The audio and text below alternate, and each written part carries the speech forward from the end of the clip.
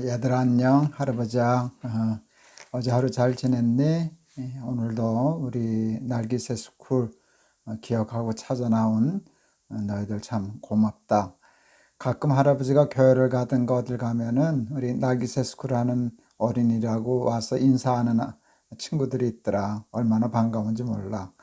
너희들도 언젠가 한번 다 얼굴 대해서 만날 수 있으면 참 좋겠다. 오늘도 계속해서 주기도문 할아버지가 얘기할 건데 마태복음 6장 9절에서 12절까지 할아버지가 읽을게.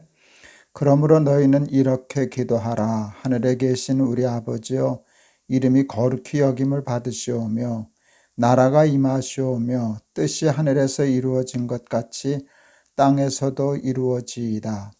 오늘 우리에게 일용할 양식을 주옵시고 우리가 우리에게 죄 지은 자를 사하여 준 것 같이 우리 죄를 사하여 주옵시고.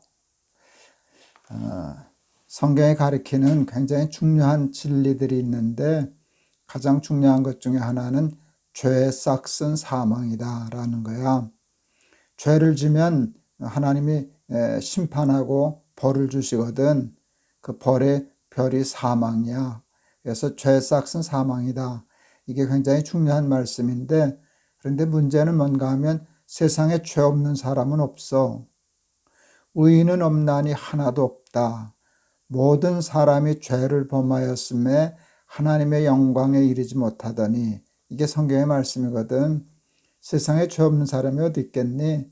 할아버지도 죄가 있고 너희들도 죄를 짓고 살지. 그런데 죄를 안 지어야 하지만 죄를 짓게 되면 죽을 수밖에 없잖아. 그럼 어떻게 해야 되지? 죄를 없애야 되는데 죄는 어떻게 해야만 없어지는가 하면 용서를 받아야만 없어지는 거야. 죄를 지은 내가 내 죄를 없애할 수는 없어. 하나님이 우리의 죄를 용서해 주실 때에만 우리의 죄는 없어질 수가 있는 거야. 그래서 가장 중요한 거는 용서라는 거야. 그런데 용서는 어떻게 연결이 되어 있는가 하면 사랑하고 연결이 되어 있어. 사랑해야만 용서가 되거든. 사랑하지 않으면 용서가 되지를 않아. 그지? 베드로라고 하는 예수님의 제자가 예수님한테 어느 날 이렇게 얘기를 했어. 예수님, 제가 지금 은혜를 많이 받아서 마음이 너무 뜨거워져서 그러는데 지금 같은 기분이라면 형제의 죄를 7번이라도 용서할 수 있겠습니다. 대단한 거잖아. 한 번도 아니고 3번도 아니고 7번을 잘못해도 용서해 주겠습니다. 그랬을 때 예수님이 이렇게 말씀하셨어. 7번이 아니라 70번씩 7번이라도 용서해 주어라. 이런 말씀을 하셨어. 70번씩 7번이면 그냥 산수적으로 계산하면 490번이야. 얘들아, 사람이 사람의 죄를 490번 용서할 수 있겠니? 있어. 한 경우에만 가능해. 거의 불가능한데 자식이 부모의 죄를 490번은 용서 못해. 아무리 남녀가 사랑해도 남편이 아내의 죄를 490번 아마 못할 거야. 남편이 아내의 죄도 마찬가지지. 아무리 친한 친구라고 해도 490번은 용서 못할걸. 그런데 부모는 자식의 죄를 490번까지라도 용서할 수 있을까? 모든 부모가 다 그러는 건 아니지만 부모는 그렇게 할 수 있어. 할아버지가 얘기하려고 하는 게 뭔가 하면 누가 누구를 용서할 수 있느냐 없느냐 하는 문제가 아니라 얼만큼 사랑하느냐가 어디까지 용서하는가를 결정하는 거야. 근데 우리는 예수님이 십자가에 달려 돌아가셔서 우리의 죄를 사하여 주셨다는 걸 믿잖니? 그런데 십자가가 뭔지 알아? 사랑이야. 이만큼 사랑한다는 거야. 내가 십자가에 못 박아 죽을 만큼 너희들을 사랑해. 그래서 요한복음 3장 16절에는 예수님의 십자가를 이렇게 표현했어. 하나님이 세상을 이처럼 사랑하사. 그보다 더 큰 사랑은 없는 거야. 그만큼 사랑하기 때문에 예수님은 우리의 죄를 용서하지 못할 것이 하나도 없어. 그만한 사랑이기 때문에 모든 죄를 다 용서해 주실 수 있어. 그런데 예수님이 우리 모두를 위해서 십자가에 달려 돌아가셨으니까 우리는 다 지옥 가는 사람 없고 다 구원 얻고 다 용서를 받아야 되겠지. 근데 그렇지 않은 사람이 있잖아. 어떤 사람은 구원하고 어떤 사람은 용서하고 어떤 사람은 용서하지 않으셔서 그러는 게 아니야. 하나님은 우리를 다 용서해 주시려고 하셔. 그런데 용서받지 못하는 사람이 있어. 그게 누군지 아니? 잘못했다고 용서를 빌지 않는 사람은 용서가 효력을 발휘할 수 없어. 그걸 우리가 회개라고 얘기해. 회개라고 얘기해.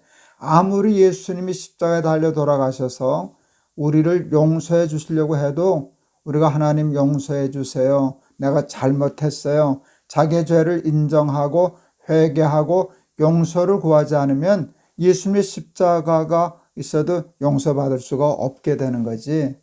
그래서 가장 중요한 것은 하나님 앞에 회개하는 거야. 하나님 잘못했어요. 하나님 용서해 주세요. 라는 기도가 얼마나 중요한 기도인지 몰라.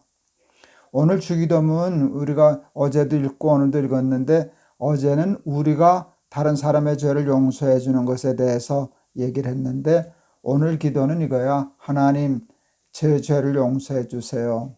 저는 죄인이에요. 이 기도를 하게 하라는 것이 예수님의 가르치심이야. 예수님의 제자 중에 베드로가 있고 가룟 유다가 있어. 가룟 유다는 예수님을 팔아먹은 사람이지. 그런데 베드로도 팔아먹진 않았어도 예수님 모른다고 부인했던 사람이야.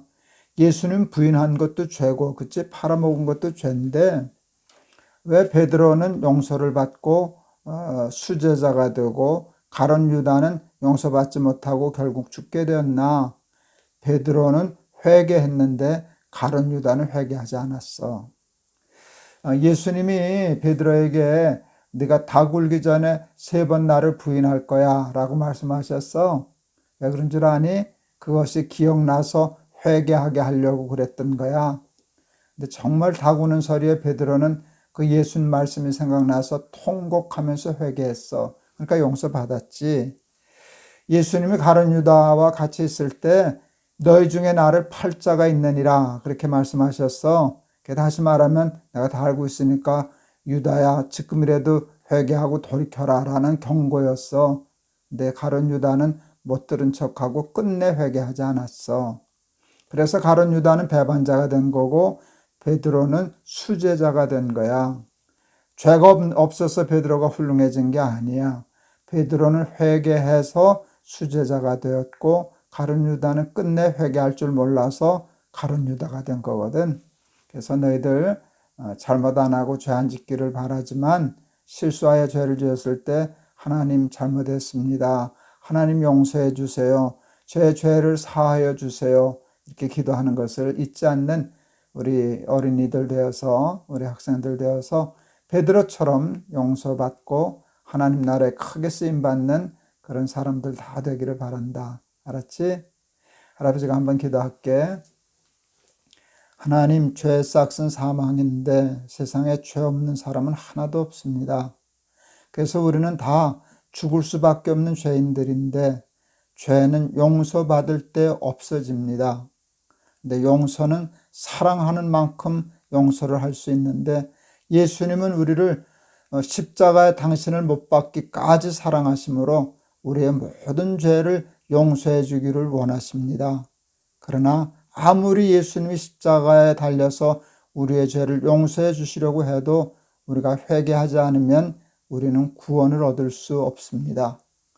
베드로는 회개해서 수제자가 되었고 가룟 유다는 끝내 회개하지 않으므로 용서받지 못했습니다. 하나님, 우리 날기새 그 어린이들 중에는 가룟 유다 같은 어린이 하나도 없게 하시고 베드로처럼 하나님 앞에 용서를 빌고 회개의 기도를 드려서 하나님께 용서받고 크게 쓰임받는 그런 어린이들이 다 되게 해 주세요. 우리의 죄를 사하여 주세요 라고 기도할 줄 아는 것을 배우게 해 주세요. 예수 그리스도 이름을 받들어 기도하옵나이다. 아멘. 베드로와 가룟 유다의 얘기 잘 알아들었지? 그렇지? 우리의 죄를 사하여 주옵시고, 이건 굉장히 중요한 기도야. 그 기도를 하면 하나님은 우리의 죄를 다 용서해 주시고 우리를 멸망에서 생명으로 구원해 주실 거야. 그래서 베드로처럼 회개해서 하나님 앞에 크게 쓰임받는 우리 어린이들 다 되기를 바란다. 알았지? 할아버지가 너희들 많이 사랑해. 내일 또 보자. 안녕.